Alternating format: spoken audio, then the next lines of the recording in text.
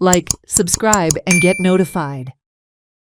There was an attempt robbery at Navnath Mandir at Honda Sattari on Saturday morning. Member of the temple committee reported that the thief was seen on CCTV attempting to open the cash box, but did not succeed. Then he proceeded to the storeroom and opened the lock. Thereafter he came back to the cash box but could not open it. The temple is located near the IDC junction.